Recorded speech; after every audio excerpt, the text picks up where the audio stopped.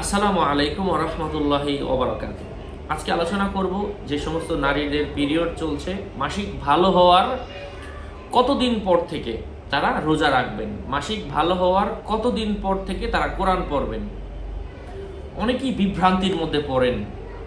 সারা বছর, আমি আসলে কটাক্ষ করে বলছি না, ক্ষমার দৃষ্টিতে দেখবেন, অনেকে সারা বছর পড়েন না, রোজার মাসটা চেষ্টা করেন, তারা হয়তো এই সিদ্ধান্তটা নেন।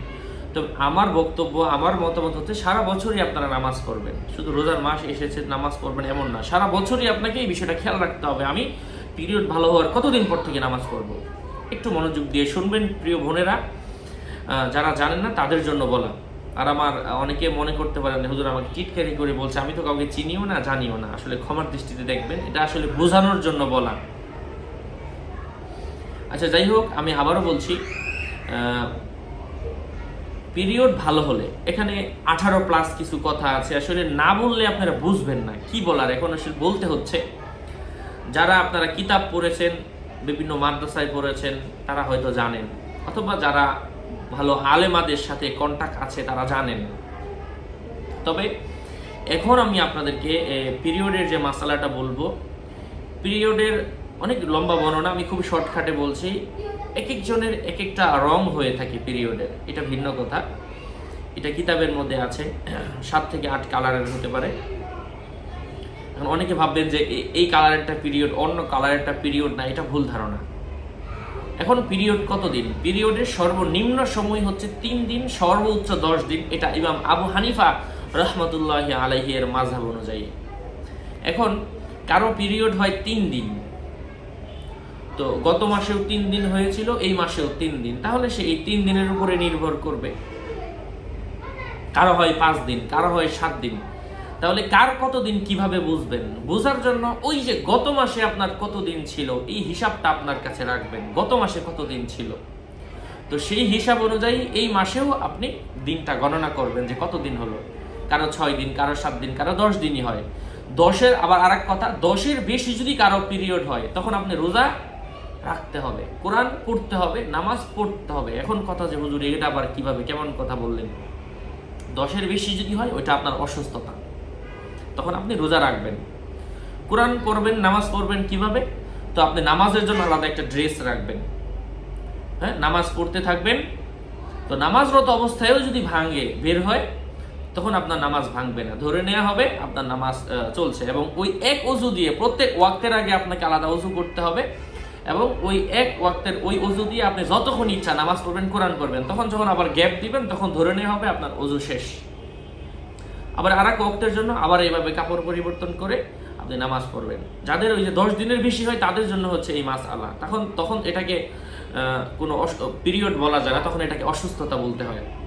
আর 10-এর কম যেটা, ওইটা হচ্ছে পিরিয়ড। প্রত্যেক মাসে এক এক টাইম সবার নির্ধারিত আছে, ওই টাইম অনুযায়ী। এখন এটা ভালো হয়েছে কিনা কিভাবে বুঝবেন? পিরিয়ড যখন ভালো হয়ে যায়, সবার শেষে একটু সাদা স্রাপের মতো দেখা যায়, সবার শেষে যখন ভালো হয়ে যায় আর কি, সাদা পিচ্ছিল পদার্থ বের হয়। যখন সর্বশেষ এই পদার্থটা বের হয়, তখন ধরে নেবেন যে এখন আপনি সম্পূর্ণ সুস্থ হয়ে গেছেন, তখন থেকে আপনি নামাজ শুরু করবেন। এখন কার কতদিন সময় কিভাবে গণনা করবেন? আপনারা ওই গত মাসের সাথে মিলাবেন যে এই মাসে কতদিন ছিল। তো তারপর এখন দেখলেন যে গত মাসে 7 দিন, এই মাসে 6 দিন হলো, তাহলে 6 দিনের পরে আপনার ওই যেটা বললাম, সাদা হালকা পিচ্ছিল পদার্থ বের হয়ে গেছে। তো তখন আপনি ওই 7 দিন পর থেকে, মানে গত মাসে 7 দিন হলো, এই মাসে 6 দিন পর যেহেতু ভালো হয়ে গেছে, তো 6 দিন পর থেকে আপনি নামাজ রোজা শুরু করেন, কোনো অসুবিধা নাই। এটা হচ্ছে ওই যে সাদা জিনিসটা দেখার মাধ্যমে আর কি। এখন দেখা গেল গত মাসে 7 দিন হলো, এই মাসে 8 দিন হচ্ছে, এখনো ভালো হচ্ছে না। এখন আপনি কোন দিন থেকে রোজা রাখবেন? এখন আপনি একদিন সর্বোচ্চ গ্যাপ দিতে পারেন, বিষয়টা নিশ্চিত হওয়ার জন্য, দেখার জন্য, কারণ এই বিষয়টা তো আসলে সম্পূর্ণ নিশ্চিত হওয়া যায় না। এবং গত মাসে হলো 7 দিন, এই মাসে রোজার মধ্যে হলো 8 দিন, তারপরের মাসে আবার যায় হলো 8 দিন, 3 মাসে ধরতে হবে। এখন 3 মাস ধরার পরে সবার শুরুতে হলো 7 দিন রোজার, এই যখন রোজা রাখছেন, এই মাস চলছে, এখন হচ্ছে 8, এই মাসে হলো 8 দিন, তারপরের মাসে আবার 8 দিন। তখন ধরে নেবেন পরের মাসে যেহেতু 8 দিন হলো, তাহলে রোজার মাস যেটা চলতেছে, এই মাসে যেহেতু 8 দিন হলো, তাহলে এই মাসটাও আপনি পরবর্তী থেকে আপনি দিন গণনা করবেন, আপনার পিরিয়ড 8 দিন, অথবা কমলে 1 দিন কমাবেন। এবং এই 8 দিনের মধ্যে আবার যাচাই বাছাই করবেন ওই যে সাদা ইয়াটা বের হলো কিনা। এতটুকু আমি বুঝি, আমি জানি।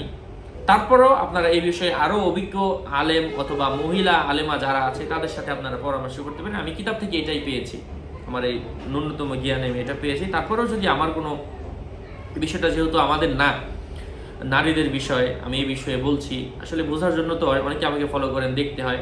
তারপরেও কোনো নারী আলেমা যদি আমার ভিডিও দেখেন এবং এই বিষয়টা নিয়ে যদি একটু আমার ইয়া হয়ে থাকে, অথবা কোনো নারী আলেমা আমার ভিডিও দেখেন, তো আমার এই মাসলাটা যদি ভুল হবে না, আমি এটি কিতাবে পড়েছি, আমি দেখেছি, তারপরেও যদি কোনো কথা থাকে যে একদিন এদিক সেদিক হলো অথবা অন্য কিছু দেখতে হবে, তখন আপনি কমেন্ট করতে পারেন, ওইটা আমি পিন করে দিব, ওইটা দেখে আরও মানুষ উপকৃত হবে। আল্লাহ পাক আমাদেরকে বোঝার তৌফিক দান করেন। আরও আপডেট পেতে সাথেই থাকবেন। আসলে বিষয়টা জটিল, ভিডিওটা একটু লম্বা হয়ে গেছে, আসলে বুঝতে হবে বিষয়টা, নারীদের বিষয়গুলো একটু জটিলই হয়। যাই হোক, আসসালামু আলাইকুম ওয়া রাহমাতুল্লাহি ওয়া বারাকাতুহু।